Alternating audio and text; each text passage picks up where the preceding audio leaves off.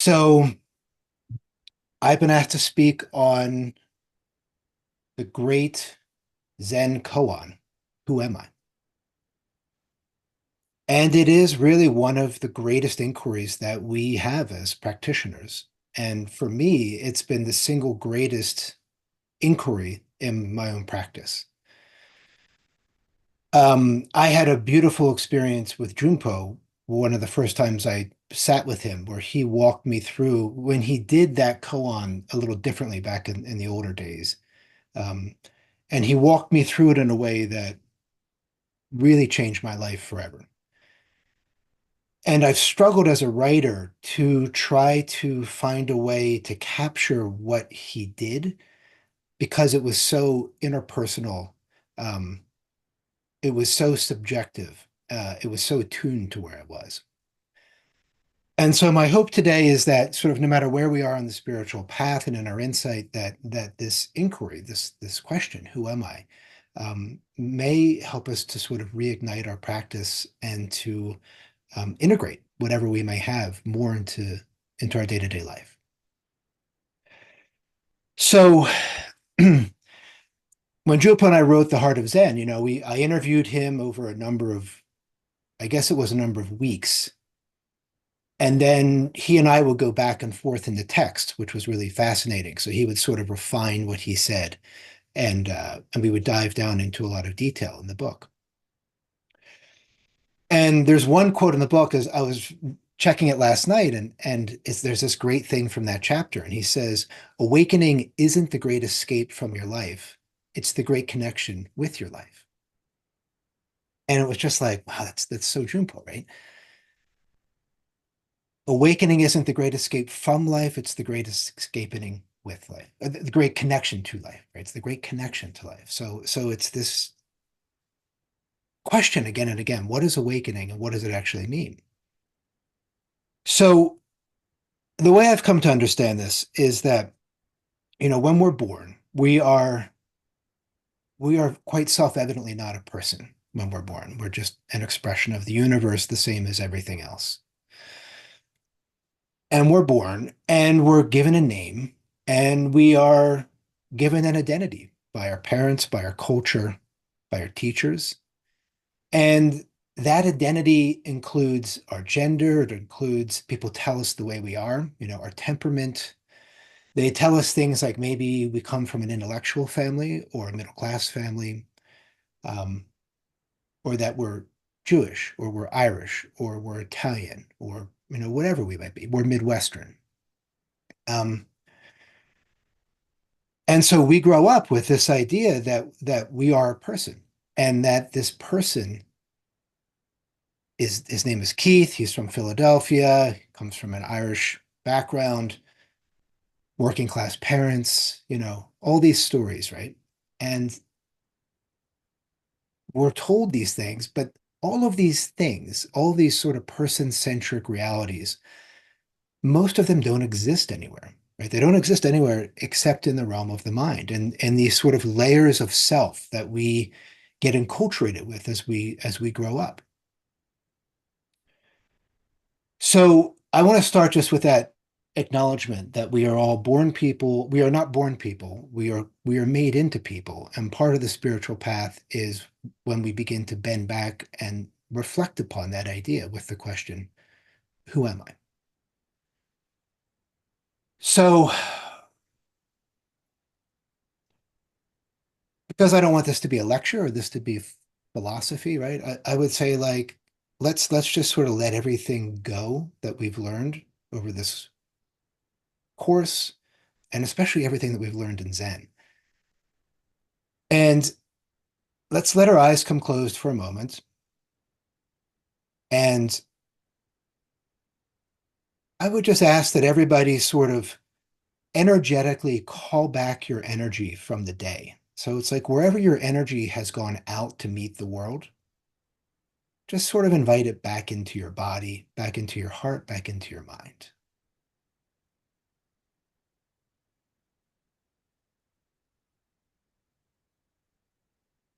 Just allow yourself, as much as you're willing, to arrive fully here in this space.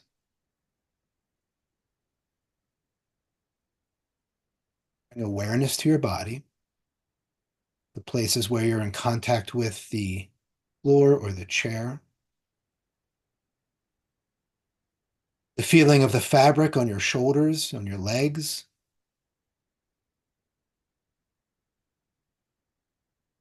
Notice the sensations in the body. I was actually stung by a bee twice right before I walked in here on my right ankle on the outside. So it's quite a bit of sensation as I'm sitting Zazen style here. So just being with the sensation, being with what's here, paying special attention to the belly and the heart.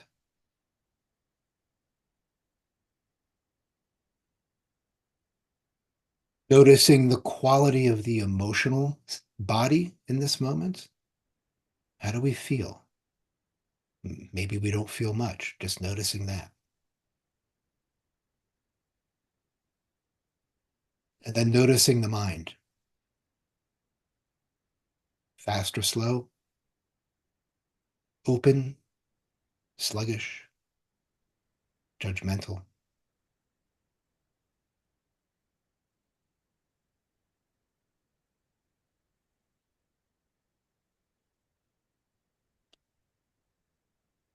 And then noticing that we can notice all of these things, that there is an awareness here that transcends the body, the feeling, and the thought. It's right here. All we have to do is look. And so we let our eyes come open so we can sort of be in the inner subjective space with each other again.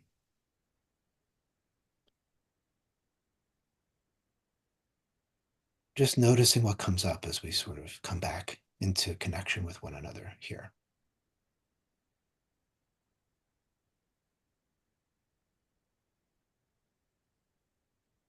And then letting our awareness come into noticing the breath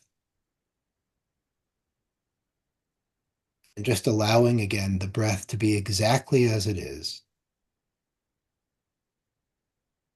But just noticing the way that the diaphragm contracts and expands.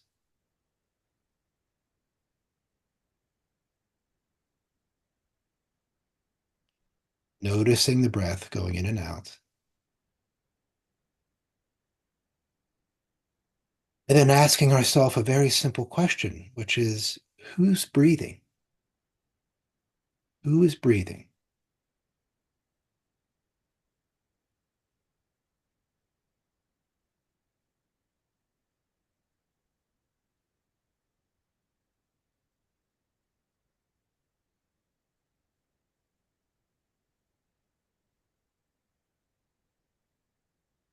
And see if you can lean into the truth that life is breathing us. Life is breathing us.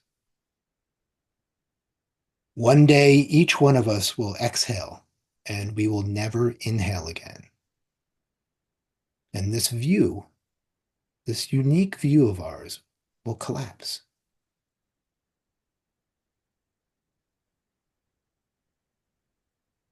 Life is breathing us the same way that life is living us.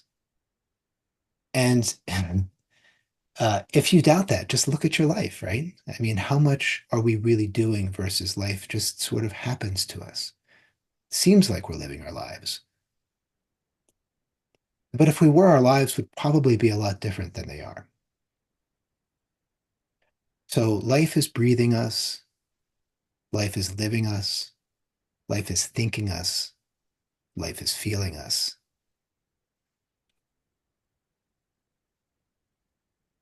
We belong to life. Life does not belong to us.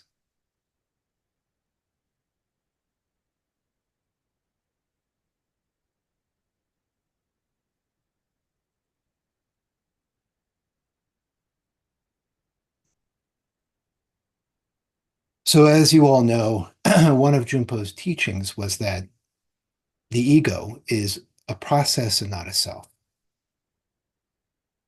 And then about 6 years after he had that insight, he realized that the self is entirely conditioned. So there's really two distinct realizations that he had. The ego is a process and not a self. And that self is entirely conditioned. So what does that mean? I mean, we know it. You know, if we've trained with Jun Po and we've studied with Jun Po, we know the words, right? But what does it actually mean? Who cares? So what?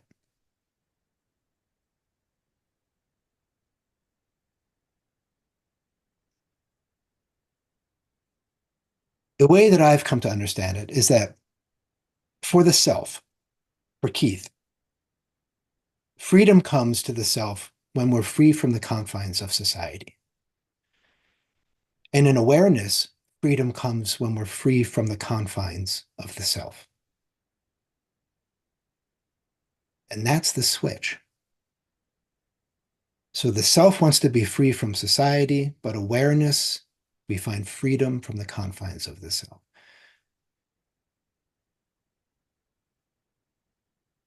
So I think for a lot of us on the spiritual path, what we try to do is we try to sort of find emptiness and shove ourselves into it somehow. We try to awaken ourselves. We try to set the self aside. We try to do all these things that are very much about moving, trying to move our locus somewhere.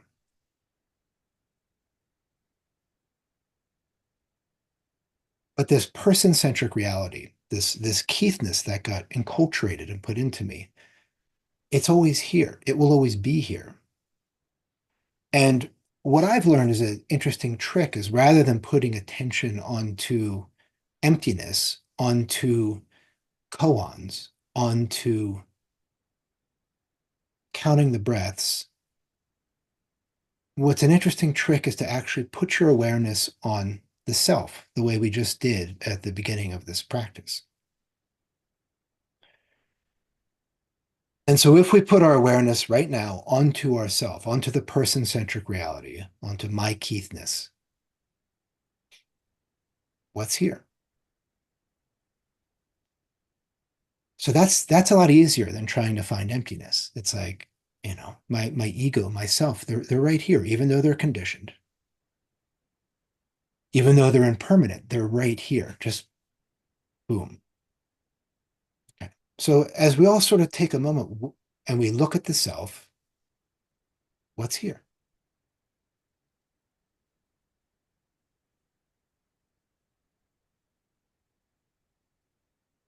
And so just look, try to relax, open, just be with yourself.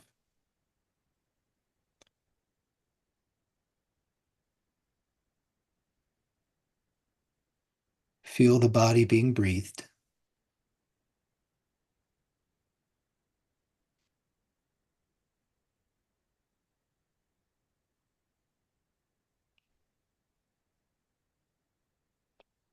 And as we bring our attention to the self, as we bring our attention to the person, this person-centric reality, what are we doing? What are you doing right now as a person? Very simply, if I made you give me a single answer, and what I would say is what we're doing is we're receiving the world. As Keith Martin-Smith, author, coach, blah, blah, blah, right? What am I doing? I'm sitting and the world comes in and I react to it. So the self receives the world. Okay. That seems pretty obvious to me. Just check your own experience if that lands for you. Driving around on the phone, right? Answering emails, self is receiving the world, receiving the world, receiving the world. Okay.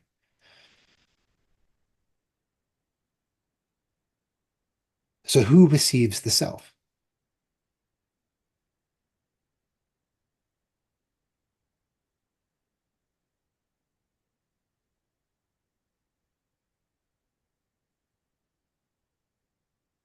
And I would ask you to just look.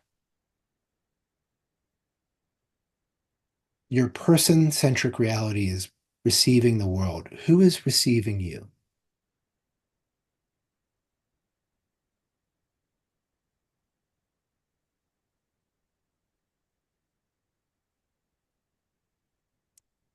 For me, if I just touch into my heart a little bit and hold that question, who is receiving me?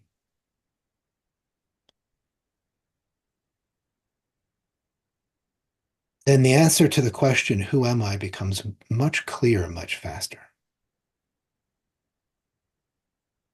It's right here. It's right here.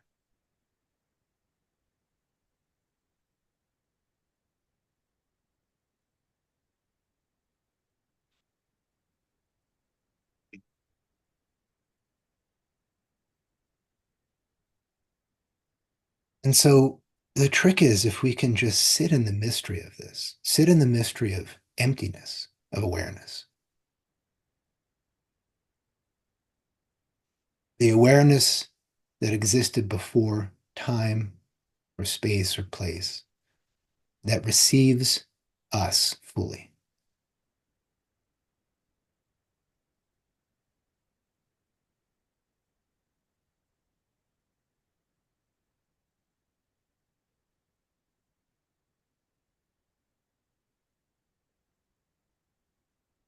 So what does it mean to me? For me, this is the great integrated piece in my own life. I have to remember to relax. I have to allow myself to see myself receiving the world in all the ways that I receive the world. And I have to look and see what's receiving me, feel into my heart, and then awareness, emptiness, out of which everything arises, out of which the whole show comes and goes.